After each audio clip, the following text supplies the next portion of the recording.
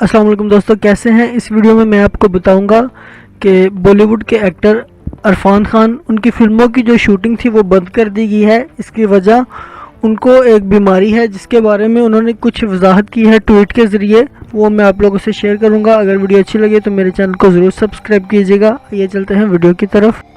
Bollywood versatile अदाकार इरफान खान अपनी मुनफरिद अदाकारी और किरदारों की वजह से जाने जाते हैं, ताहम इन दिनों वो परेशानी का शिकार हैं। अगरचे जल्द ही इरफान खान बॉलीवुड फिल्म ब्लैकमेल में नजर आएंगे, जिसका गाना पटोला गुज़श्ता रोज़ 4 मार्च को जारी किया गया था। ताहम अदाकार के मुद्दाहों के लिए बुरी खबर यह है कि वो ख़तरनाक मर्ज में मुब्तला हो गए हैं, जिसकी तस्दीक खुद इन्होंने अपनी एक ट्वीट के ज़रिए की। ताहम इन्होंने वाज़ह कर दिया है कि अभी मुकम्मल तौर पर इस बात का पता नहीं चला कि इन्हें कौन सी बीमारी लाहक है और वो किस स्टेज पर पहुंच चुकी है।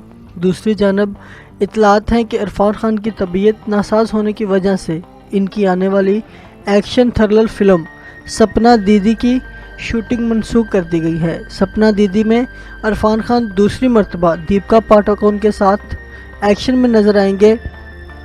फिल्म में दीपिका पादुकोण एक गैंगस्टर खातून का किरदार अदा कर रही हैं, जबकि इरफान खान इस गैंगस्टर की मदद करने वाले छोटे गैंगस्टर का किरदार अदा कर रहे हैं।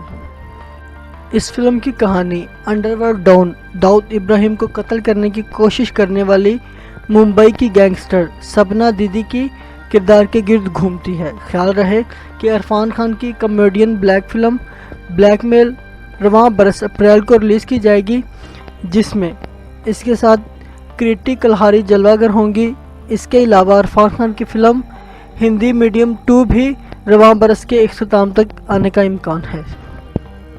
दोस्तों, मैं उम्मीद करता हूँ इन्फॉर्मेशन आपको अच्छी लगी होगी। अगर वीडियो अच्छी लगी है तो मेरे चैनल को ज़रूर सब्सक्राइब कीजिए। अल्लाह हाफिज़।